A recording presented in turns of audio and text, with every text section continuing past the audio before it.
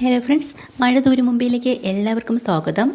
അങ്ങനെ നമ്മുടെ അലീനയ്ക്കാണെങ്കിൽ പനിയൊക്കെ ആയിട്ട് മുറിക്കകത്ത് കിടക്കുവാണല്ലോ.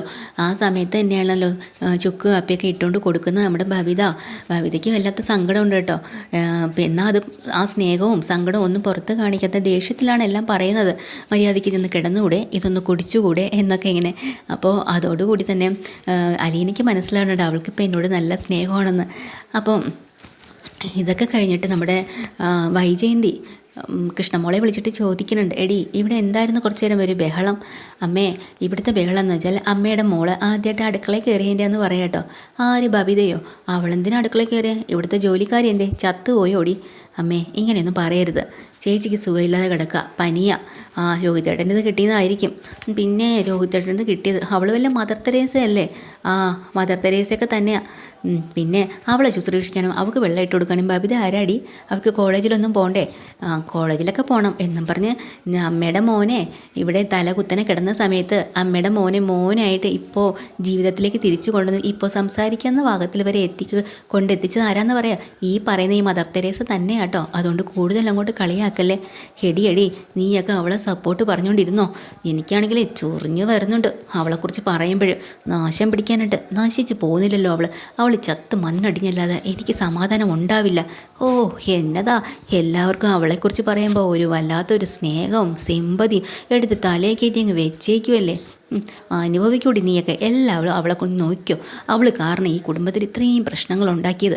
എന്നിട്ടും മതിയാവുന്നില്ല. നിങ്ങളൊക്കെ ഒന്ന് ചിന്തിച്ച് നോക്ക്. അവൾ വന്നതിന് ശേഷമല്ലേ ഈ കുടുംബം ഇങ്ങനെ ആയെന്ന് ഇരുന്ന് ആലോചിച്ച് നോക്കടി എന്നൊക്കെ പറയാട്ടോ. കൃഷ്ണമോളെ വിട്ടു കൊടുക്കണമൊന്നുമില്ല. അമ്മയുടെ അടുത്ത് നല്ലപോലെ മറുപടി പറയണ കൃഷ്ണയാണല്ലോ. നല്ല മറുപടിയും കൊടുത്തിട്ട് കൃഷ്ണ അകത്തേക്ക് കയറി പോകുന്നുണ്ട്. എനിക്ക് വേറെ പണിയുണ്ട്, സംസാരിച്ച് വഴക്കുണ്ടാക്കാനുള്ള സമയമൊന്നുമില്ല അമ്മയെന്നും പറഞ്ഞിട്ടാണ് പോകണേട്ടോ. അങ്ങനെ കോളേജിൽ പോകണമല്ലോ ബബിതയ്ക്ക്. അലീനയുടെ അടുത്തിരിക്കാൻ പറ്റത്തില്ല. പിന്നെ ചുക്ക് കാപ്പിയും ഇട്ട വെള്ളമൊക്കെ അവിടെ കൊണ്ട് വെച്ചിട്ട് കുടിപ്പിക്കാനുള്ള സമയവും ഇല്ല. അപ്പോൾ ബബിത വിചാരിക്കുന്നുണ്ട് എന്തായാലും രോഹിത്തേട്ടനെ പോയി കാണാം. നേരെ ചെന്ന് രോഹിത്തേട്ടാന്ന് വിളിക്കുക. കയറി പോന്നോടി. എന്താടി കാര്യം? അതെ, എനിക്കിന്ന് കോളേജിൽ പോകണം കേട്ടോ. പൊക്കോ, അതിനെന്താ? പിന്നെ ഇവിടെ ഒരാളെ സുഖമില്ലാണ്ട് കിടക്കും. ആര്? രോഹിത്തേട്ടൻ്റെ അലീന ചേച്ചി.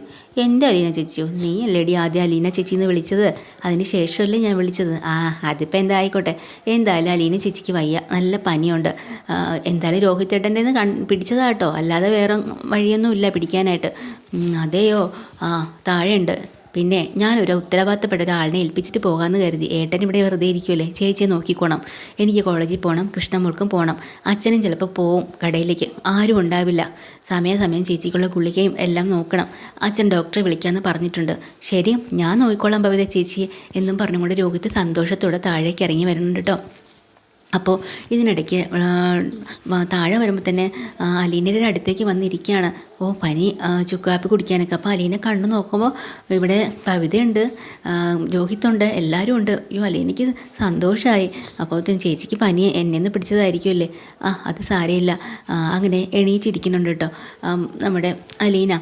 ഒരു ചേച്ചി ഇത് കുടിക്കുക എന്ന് പറഞ്ഞ് കയ്യിൽ കൊടുക്കുകയാണ്. അങ്ങനെ അത് രോഹിത്ത് കൊടുക്കുമ്പോൾ വാങ്ങി കുടിക്കുകയൊക്കെ ചെയ്യാണ്ട് അപ്പോഴാണ് നമ്മുടെ ബാലചന്ദ്രൻ ഡോക്ടറെ വിളിച്ചിട്ട് വരുന്നത്. അപ്പോൾ ഡോക്ടർ എന്നെ ചോദിക്കുകയാണ്, എന്താ ഇങ്ങനെ ഇതിനിടയ്ക്കല്ലേ ഇവിടെ ഒരു പയ്യന് സുഖമില്ലെന്നും പറഞ്ഞുകൊണ്ട് എൻ്റെ ഹസ്ബൻഡ് ഇവിടെ വന്നത് ചികിത്സിക്കാനായിട്ട്. ഇതെന്താ നിങ്ങളാരും ഹോസ്പിറ്റലിലേക്ക് വരില്ലേ? ഡോക്ടേഴ്സിനെ ഇങ്ങോട്ട് വിളിക്കുന്നത് എന്തിനാണെന്ന് ചോദിക്കുകയാണ്. അപ്പോൾ ബാലചന്ദ്രൻ പറയുന്നുണ്ട്, ആശുപത്രി വന്നാലേ ഈ ടെസ്റ്റ് എന്നും പറഞ്ഞ് എന്തെല്ലാം ചെയ്യും. ഇതാകുമ്പോൾ ഡോക്ടറിനുള്ള ഫീസ് മാത്രം അങ്ങ് തന്നാൽ മതിയല്ലോ. അത് ശരി, അപ്പം ഞങ്ങൾക്കിട്ടുള്ള താങ്ങാണല്ലേ. ഞാൻ വെറുതെ പറഞ്ഞ ഡോക്ടറെ എന്നിങ്ങനെ തമാശ പറഞ്ഞിട്ട് ബാലചന്ദ്രൻ അകത്തേക്ക് ചെല്ലാട്ടോ. പരിശോധിച്ച് നോക്കുമ്പോൾ ഡോക്ടർ പറയുന്നുണ്ട്, ഇത് വൈറൽ ഫീവറാണ്, നല്ല സൂക്ഷിക്കണം, നല്ല റെസ്റ്റും വേണം, ശരീരം ഒന്നും അനക്കരുത്.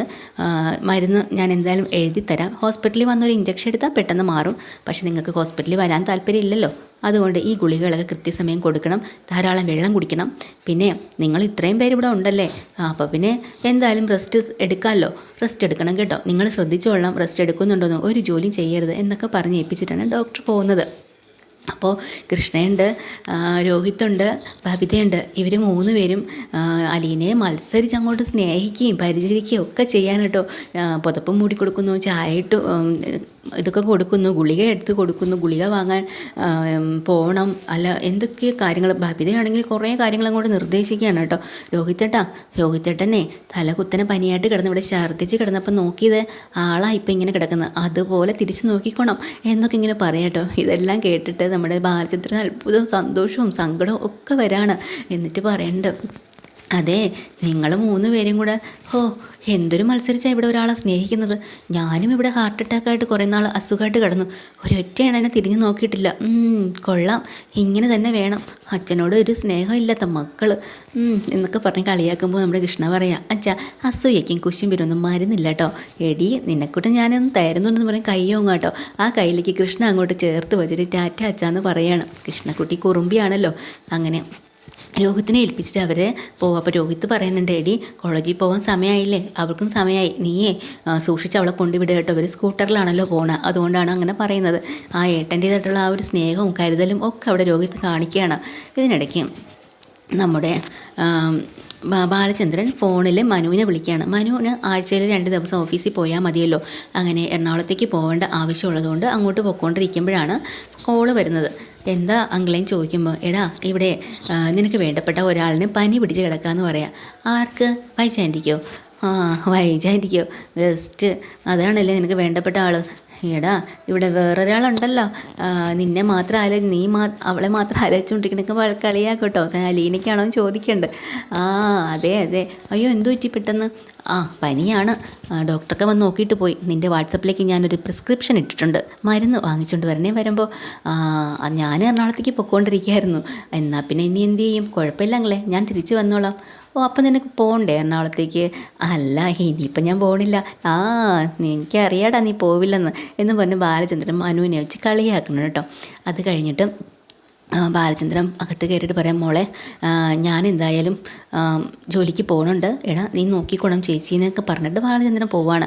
കുറച്ച് സമയം കഴിയുമ്പോൾ നമ്മുടെ മനു ഫോണിൽ വിളിക്കുന്നുണ്ട് കേട്ടോ. അപ്പോൾ അലീനയുടെ ഫോണിലേക്കാണ് എടുക്കുന്നത് നമ്മുടെ രോഹിത്താണ്. അലീന അപ്പോൾ കണ്ണടച്ച് ഉറങ്ങാണ്. ഞാനാണ്, രോഹിത്താണെന്ന് പറയാം. എടാ എങ്ങനെയുണ്ട് എന്നൊക്കെ ചോദിക്കാണ്ട്, ചേച്ചിക്ക് പനിയാണ്, കിടക്കുകയാണ്, ഞാൻ വരുമ്പോൾ എന്തായാലും മരുന്ന് വാങ്ങിയിട്ട് വരാം, നീ ഉണ്ടല്ലോ അവിടെ? ഞാനുണ്ടെന്ന് പറയാം കേട്ടോ. കുറച്ച് കഴിയുമ്പോൾ മനു വരുന്നുണ്ട്. മനു നല്ല മരുന്നും കാര്യങ്ങളൊക്കെ ആയിട്ടാണ് വരുന്നത്. അപ്പോൾ തന്നെ നമ്മുടെ രോഹിയോട് ചോദിക്കുന്നുണ്ട്, എടാ എങ്ങനെയുണ്ട്, സുഖമാണോ എന്നൊക്കെ ചോദിക്കുക കേട്ടോ. മനുവേട്ടാ, അത് അല്ല, ഞാൻ അന്ന് അവസാനമായിട്ട് വന്നപ്പോൾ നീ ഇങ്ങനെയൊന്നും അല്ലായിരുന്നു. ആ കട്ടിൽ ചുരുണ്ട് മൂടിക്കിടന്ന ഒരു വല്ലാത്ത എന്താ പറയുക, ജീവശവമായിട്ട് കിടന്നല്ലേ? അങ്ങനെയൊക്കെ ആയിരുന്നു. അതിൽ നിന്നെല്ലാം കരകയറ്റി എന്നെ ജീവനോടെയുള്ള ഈ ഒരു നിൽക്കാനുള്ള ഭാഗത്തിനാക്കിയത് അലീന ചേച്ചിയാണ്. അതിലെനിക്ക് നന്ദിയുണ്ടെന്നൊക്കെ പറയാം. നല്ല കാര്യോടാ. പിന്നെ മനുവേട്ടാ, സോറി. എന്തിനാടാ സോറി പറയുന്നത്? സാരമില്ല, ഇതൊക്കെ ജീവിതത്തിൽ സംഭവിക്കുന്നത് തന്നെ. പിന്നെ ഒരു കണക്ക് നോക്കിയാൽ ഇങ്ങനെയുള്ള അടികൾ ഇടയ്ക്കിടയ്ക്ക് കിട്ടണം, എന്നാലാണ് മനുഷ്യൻ ആരാണെന്ന് തിരിച്ചറിയാനും നമുക്ക് വിവേകം ഉണ്ടാകുന്നതും. പിന്നെ നീ എൻ്റെ ഹരിയെ പോലെ തന്നെയല്ലേ, നിന്നോട് എനിക്കെന്തോ പിണക്കം? ഒന്നുമില്ല, നിന്നെപ്പോലെ തന്നെ ഹരിയും നല്ലതായിട്ട് മാറി വരും എന്നാണ് എൻ്റെയും വിശ്വാസം എന്നൊക്കെ പറഞ്ഞ് നിരകത്തേക്ക് കയറി ചെല്ലാട്ടോ. അവിടെ ചെല്ലുമ്പോൾ തന്നെ അലീന കണ്ണ് തുറക്കണുണ്ട്. മനുവേട്ടൻ എന്താ ഇങ്ങോട്ട് വന്നതെന്നൊക്കെ ചോദിക്കുകയാണ്. അത് എന്നെ അങ്കിളെ വിളിച്ച് പറഞ്ഞിരുന്നു, ഞാൻ എറണാകുളത്തേക്ക് പോയിക്കൊണ്ടിരിക്കുകയായിരുന്നു, അപ്പോൾ എന്നെ കാണാൻ വേണ്ടിയിട്ടാണോ ഇങ്ങോട്ട് വന്നതെന്ന് ചോദിക്കാട്ടോ. അതെ, നിന്നെ കാണാൻ വേണ്ടി തന്നെയാണ് ഞാൻ ഇങ്ങോട്ട് വന്നതെന്ന് പറയാട്ടോ. ഇതിനിടയ്ക്ക് നമ്മുടെ രോഹിത്ത് പുറത്തേക്കും അങ്ങ് പോകുന്നുണ്ട്. അപ്പോൾ ഇവർ തമ്മിൽ അങ്ങോട്ട് സംസാരിക്കാൻ തുടങ്ങി. എങ്ങനെയാ പനി, എന്താ ദേഹം വേദനയുണ്ടല്ലേ? വൈറൽ ഫീവർ ആകുമ്പം ശരീരം മുഴുവനും വേദനയായിരിക്കും. എനിക്ക് വന്നിട്ടുണ്ട്, ഞാനും അനുഭവിച്ചിട്ടുള്ളത് തന്നെയാണ്. ശരീരം പഴുക്കാൻ വെച്ചിരിക്കുന്ന പോലുള്ള വേദനയായിരിക്കും. അതെ, നന്നായിട്ട് റെസ്റ്റ് എടുക്കണം. പിന്നെ ഇവിടെ ഇപ്പം നിന്നെ നോക്കാൻ ഒരുപാട് ആൾക്കാരുണ്ടല്ലേ?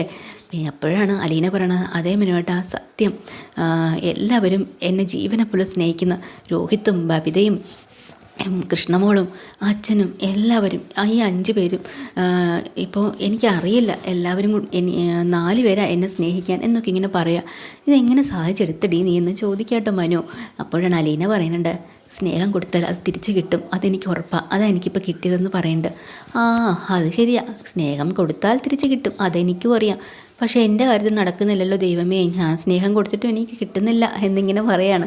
അപ്പോഴാണ് അലീന പറയുന്നത്, അതെന്തോ ഒരു പരാതി പറച്ചിൽ പോലെ ആണല്ലോ. അല്ല, അത് പരാതിയാണെന്ന് വെച്ചോ എന്നൊക്കെ ഇങ്ങനെ അവർ കുശലം പറഞ്ഞുകൊണ്ടിരിക്കാനായിട്ട്. ഇത് എപ്പിസോഡിലെ ഡീറ്റെയിൽഡ് എപ്പിസോഡിൽ വീണ്ടും വരാൻ. ചാനൽ ഇഷ്ടമായി ലൈക്ക് ചെയ്യുക, സബ്സ്ക്രൈബ് ചെയ്യുക. താങ്ക്